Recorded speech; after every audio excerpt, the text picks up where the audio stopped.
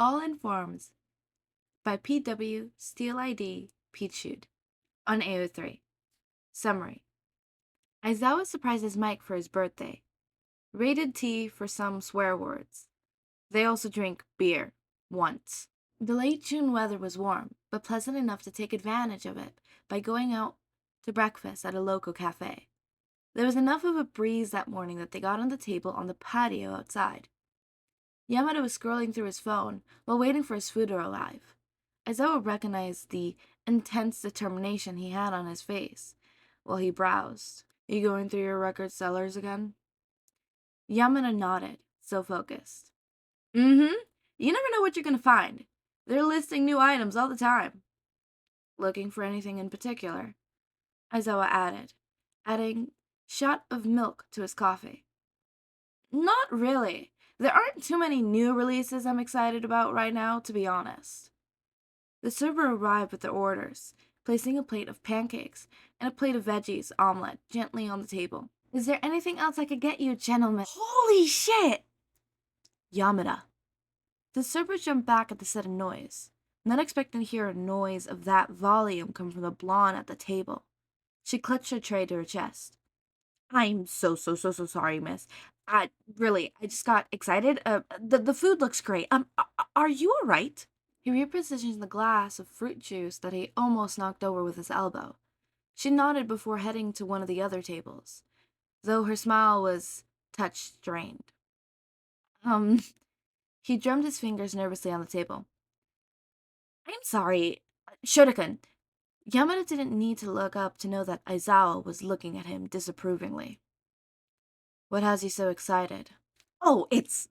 He fumbled with his phone to get the string unlocked, and turned it around for Aizawa to see. Look at this!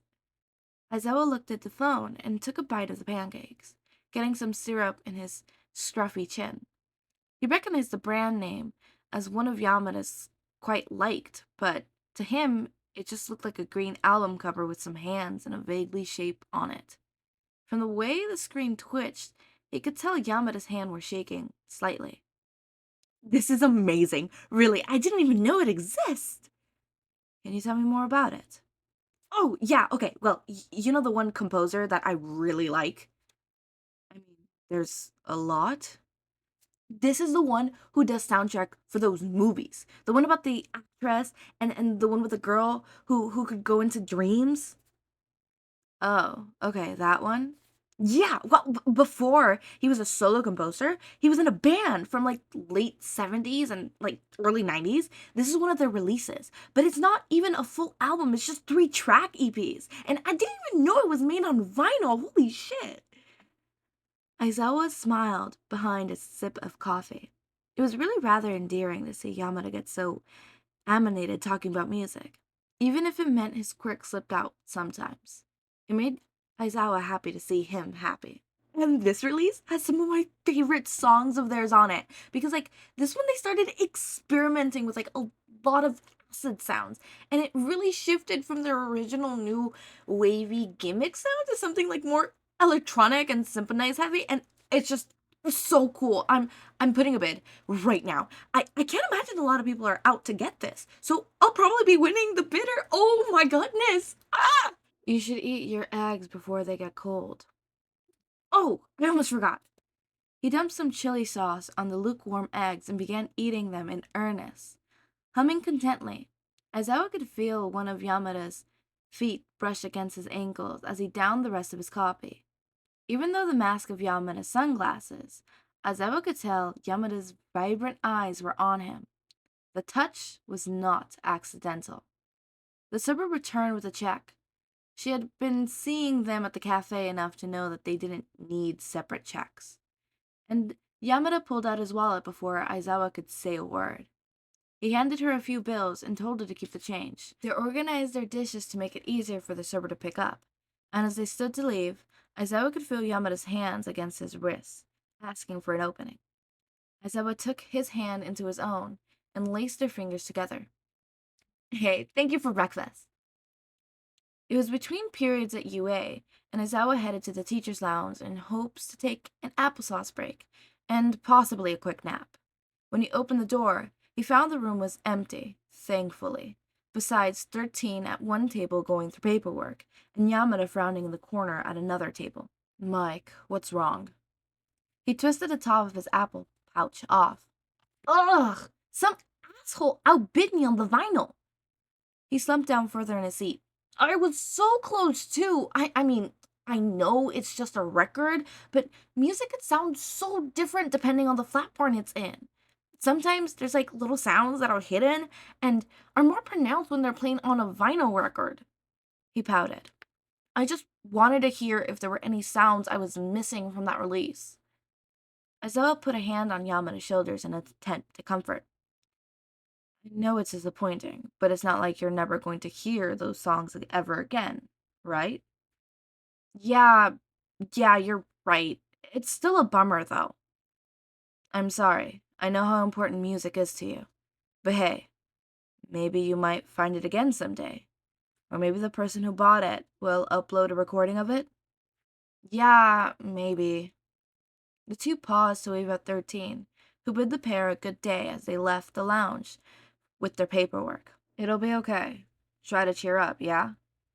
With the two of them alone in the room now, Aizawa felt comfortable enough to reach out and took a loose peak of hair behind Yamada's ear that had come undone when he took off his headphones and sunglasses to sulk.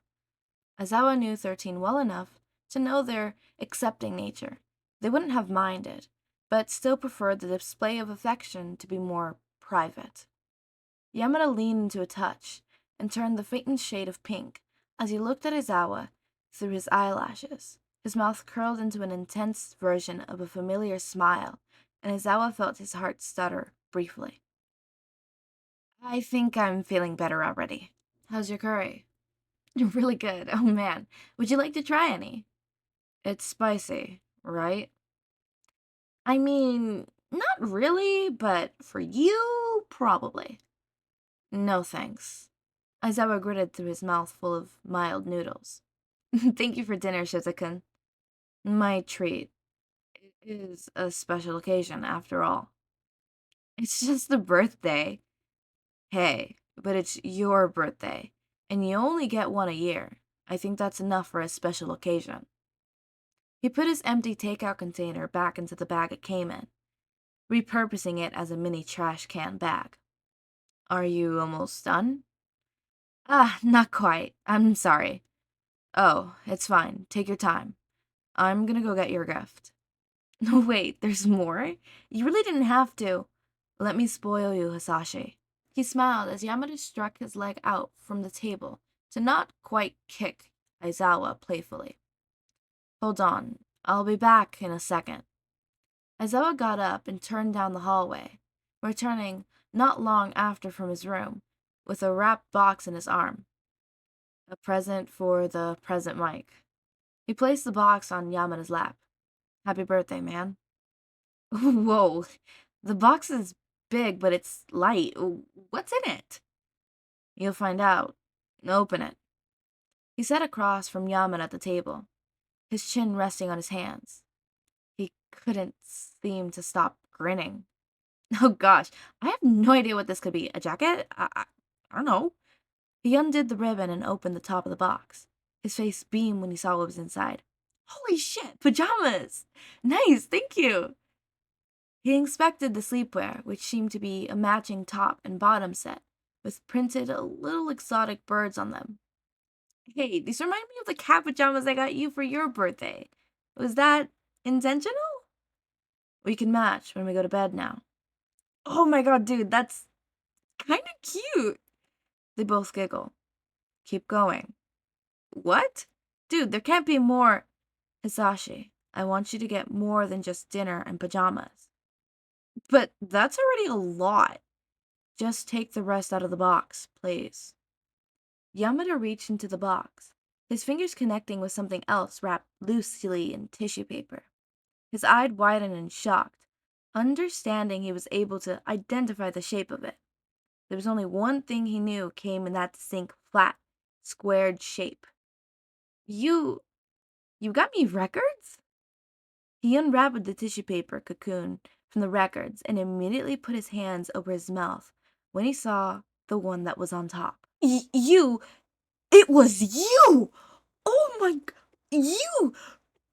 He moved his hands from his mouth to his eyes.